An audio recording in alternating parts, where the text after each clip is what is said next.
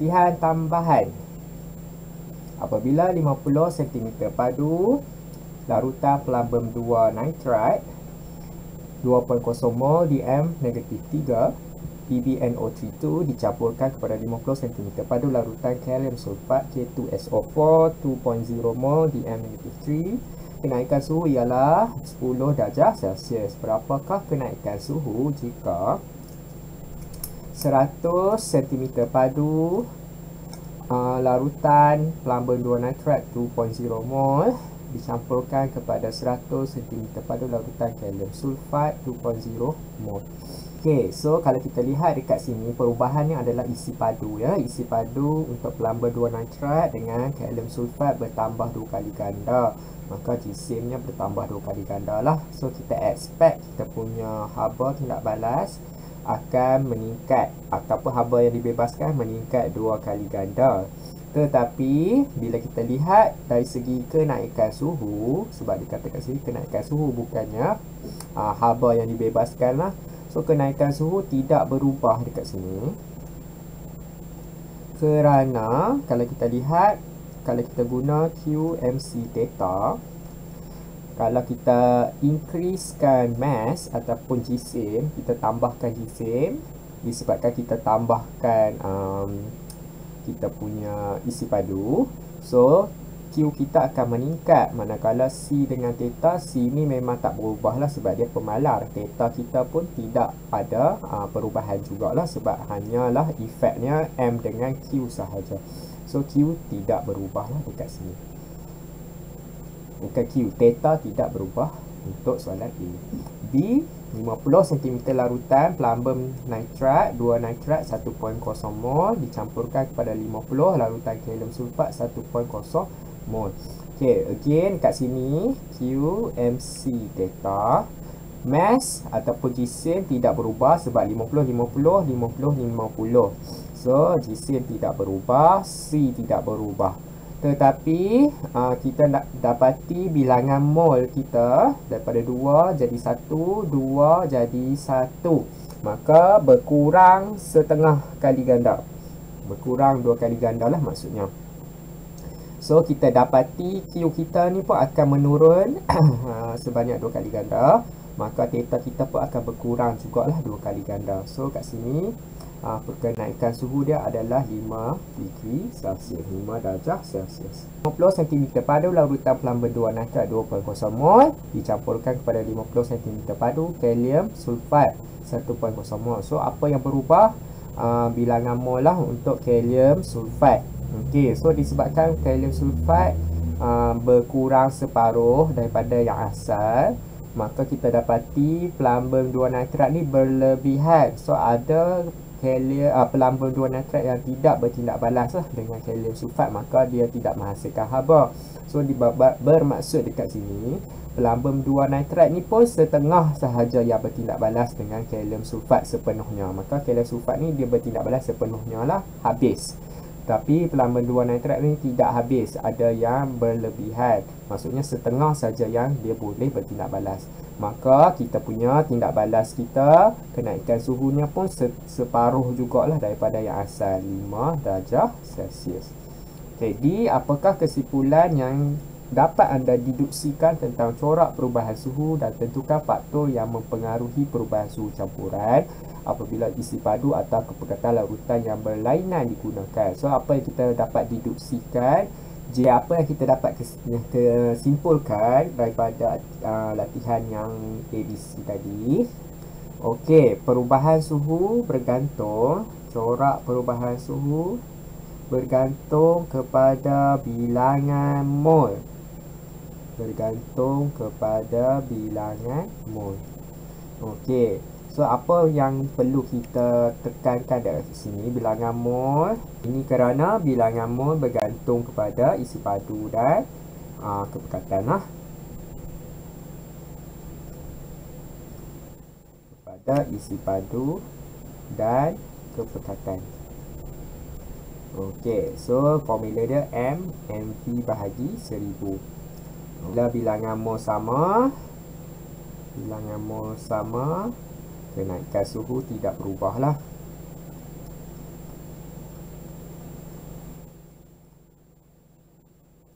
Tapi bilangan mol kalau dia separuh ataupun 2 kali ganda,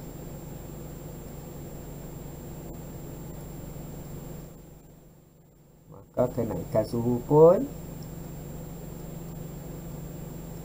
separuh atau 2 kali ganda. Kita ada satu bahan yang berlebihan. Bahan yang berlebihan tidak terlibat dalam kenaikan suhu. Hanya faktor penghad sahaja. Okey, bermaksud dekat sini faktor penghad ni limiting factor, bahan yang paling kurang sahaja yang akan menaikkan suhu. So kalau bahan berlebihan tu dia bukan tak terlibat, tapi kita tahu ada benda yang berlebihan tu confirm dah tak bertindak balas. So dia hanya bertindak balas mengikut faktor penghad, bahan yang paling kurang lah bilangan mol. Dan termokimia bagi pembakaran lengkap etanol ditunjukkan di bawah. Kita jisim etanol yang diperlukan untuk membakar dengan lengkap dalam oksigen berlebihan supaya menaikkan suhu 200 cm padu air sebanyak 50 darjah Celsius. Anggapkan tidak ada haba yang hilang ke persekitaran. Jisim molar etanol 46 gram per mol. So dekat sini dia suruh kira jisim etanol lah. Okay, so nak kira jisim etanol, kita kena ambil mol. Okay, so nak dapatkan mol, kita kena clearkan kilojoule kita ni. So nak clearkan kilojoule, mestilah kena cari haba. So haba yang dibebaskan Q sama dengan MC theta. M kita mesti air, C kita mesti air, theta kita pun mesti air lah. So M air kita 200, C kita 4.2, theta kita 50. So kalau kita kira 42,000 joule. So kalau kita tukar kepada kilojoule, kita dapat 42 kilojoule. So macam mana dapatkan bilangan mol? Kita sebelum kita kira delta H, sebenarnya Q bahagi bilangan mol kan. So macam mana dapatkan bilangan mol? Q bahagi delta H. So tukar tempat lah. So bilangan mol adalah Q bahagi delta H. Q kita 42, delta H kita 1376. Kita akan dapat 0.0305 mol. So seterusnya kita boleh kira lah jisim etanol. Macam mana nak kira jisim etanol? Jisim bahagi jisim molar. Okey. So nak cari jisim molar darab dengan bilangan mol. So jisim N darab dengan jisim molar. So N kita 0.0305, jisim molar kita tadi 46. Kita akan dapat 1.404 gram. Nombor 3, Raja 1 menunjukkan susunan radar sebagai menentukan haba penyesaran di antara 100 cm padu larutan kuprum 2 nitrat 0.5 mol dengan serbuk magnesium berlebihan. Bila berlebihan dia faktor penghad lah. Okay, Jada 1 menunjukkan keputusan eksperimen itu suhu awal, suhu tertinggi. Nyatakan maksud haba penyesaran. Haba penyesaran adalah, so kita kata suhu tertinggi kan, haba yang dibebaskan apabila, so kita kena consider radas kita ini, haba yang dibebaskan apabila kuprum yang disesarkan kan. So 1 mol logam kuprum disesarkan daripada larutan kuprum 2 nitrat oleh logam lebih elektropositif magnesium.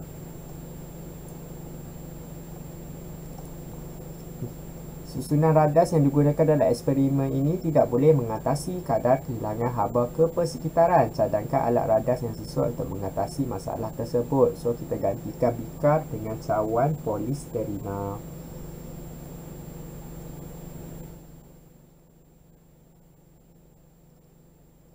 Nombor 2. Selain daripada perubahan suhu, nyatakan satu pemerhatian lain bagi eksperimen ini. So, dalam tajuk redox, kita telah pun belajar tentang penyesaran logam. So, larutan kuprum 2 nitrat ni warna asalnya warna biru. Apabila disesarkan, kuprum disesarkan, larutan warna biru menjadi pudar lah. So, larutan biru menjadi pudar. Ataupun biru bertukar menjadi tiada warna. Lain daripada itu, kita akan nampak pepejal warna perang lah terenak disebabkan logam kuprum telah pun disesarkan. So, enapan pepejal perang pun boleh kita katakan sebagai pemerhatian. C. Jika serbuk magnesium digantikan dengan serbuk argenta di dalam eksperimen ini, ramalkan perubahan haba dan berikan sebab bagi jawapan anda. So, disebabkan argenta di bawah kuprum, so tiada perubahan. So, tiada perubahan haba. Kerana argenta kurang elektropositif. Kurang elektropositif berbanding kuprum.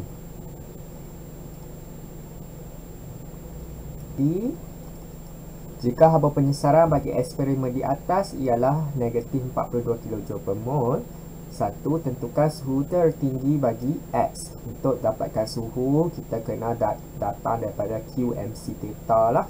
Sebab dalam tu ada theta. So, nak cari QMC theta tu, nak cari Q lah sebenarnya. Nak cari Q, kita datang daripada 42 kJ ni. Kita nak dapatkan kilojoule tu. So, kita kena clearkan mol. So, kena kira dululah bilangan mol. So, dalam soalan ini, dia diberi magnesium tu berlebihan. So, kita tak perlu kira bilangan mol untuk magnesium. Kita hanya tengok kuprum 2 nitrat ni sajalah. So, kita kira dulu bilangan mol kuprum 2 nitrat. MV bahagi 1000. So, kepekatan 0.5.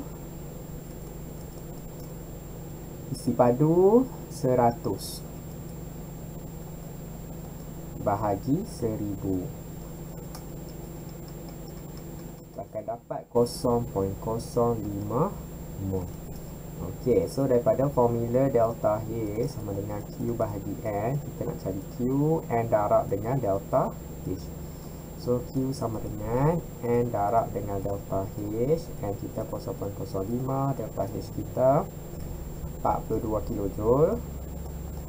So, kita akan dapat 2.1 kJ ataupun 21,100 Joule.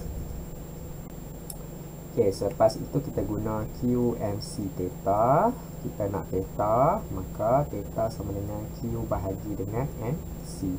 So, Q kita 2100, M kita jisim 100 cm padu, maka 100 lah jisimnya.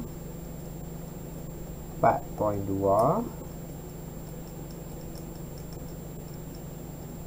Kita akan dapat 5 darjah Celsius. Ini adalah perubahan suhu. So, dia beri kat sini 28 darjah Celsius, suhu tertinggi, maka suhu akan naik kan. Suhu akan naik sebanyak 5 darjah Celsius, maka X adalah 28 campur 5. Kita akan dapat 33 darjah Celsius. Hitung jisim magnesium yang bertindak baras lengkap apabila 100 cm padu larutan kuprum 2 nitrat 0.5 mol digunakan. So, kita kena buat persamaan sedikit lah. So, Mg tambah CuNO3 tu dia akan jadi MgNO3 tu tambah Cu. Okey. So, dekat sini hubungannya adalah 1, 1. So, tadi kita akan dapat kat sini 0.05 mol, maka Mg yang terlibat pun 0.05 mol jugalah. So, So pengiraannya saya buat kat sini. So jisim adalah bilangan mol darab dengan jisim molar. So 0.05 darab dengan jisim molar 24, akan dapat 1.2 gram. 4. Rajah 2 menunjukkan susunan radas untuk menjalankan satu eksperimen bagi menentukan haba pembakaran satu hidrokarbon cecair X.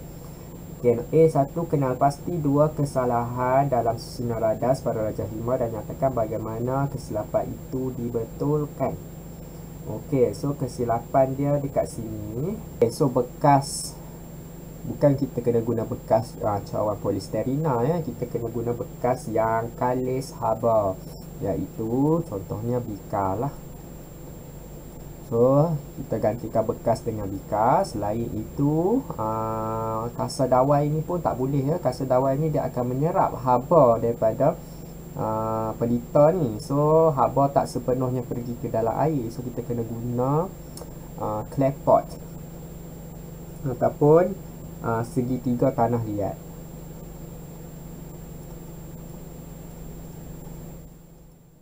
Tripod, clay tripod. 2. Selepas kesilapan dibetulkan, eksperimen boleh dijalankan. Hitungkan haba yang dibebaskan apabila suhu air meningkat sebanyak 30 darjah Celsius. Haba yang dibebaskan, so Q lah. Okey, so kalau kita lihat soalan ini, jisim air tidak diberi. Okey, so kita kena buat penganggaran lah kat sini. So kita anggapkan jisim air yang digunakan 200 cm padu, maka 200 gram lah jisimnya. So 4.2, tetanya adalah 30. So 200 darab 4.2 darab 30, kita akan dapat 25,200 joule. Okey, so itu adalah haba yang dibebaskan. 2.72 gram X telah terbakar untuk menaikkan suhu air sebanyak 30 darjah Celsius. Hitungkan haba pembakaran. So kat sini dia nak cari delta H lah. Delta H sama dengan Q bahagi N. So pembakaran bermaksud exothermic negatif lah. So kita telah buat ada Q, kita tinggal nak cari N lah. So N sama dengan jisim bahagi jisim molar. Okey, so jisim kita 1.72, jisim molar kita 86. Kita akan dapat 0.02 mol. So lepas tu kita just masukkan sajalah 25.2. So kita tukar kepada kilojoule per 0.02. Kita akan dapat negatif 1260 kilojoule per mol. Jadual 2 menunjukkan jisim molekul reaktif dan haba pembakaran bagi dua alkohol. Hitungkan nilai bahan api bagi dua alkohol tersebut. Berdasarkan jawapan anda, nyatakan bahan api yang lebih efisien. So nilai bahan api, unit dia kilojoule per gram. Okey, so dekat sini kilojoule per mol. Kita nak darab apa supaya dia dapat kilojoule per gram. So kita obviously kita kena darab dengan mol supaya mol kita cancel dan gram. So dekat sini bermaksud mol per gram ni adalah datang daripada gram per mol, iaitu jisim relatif lah. So jisim relatif, tapi cuma yang ni terbalik lah, mol di atas gram di bawah kan, maksudnya kita kena bahagi dengan jisim relatif. Maksudnya delta H bahagi dengan jisim relatif, ini adalah formulanya. So kalau kita kira bahan api untuk etanol 1376 bahagi dengan 46, kita akan dapat 29.91 kilojoule per gram. Manakala untuk yang butan 1O 2675 bahagi 74, kita akan dapat 36.15 kilojoule per gram. Okey, so berdasarkan jawapan anda, nyatakan bahan api yang lebih efisien, kita katakan butan 1O lah. Butan 1O kerana nilai bahan apinya lebih tinggi.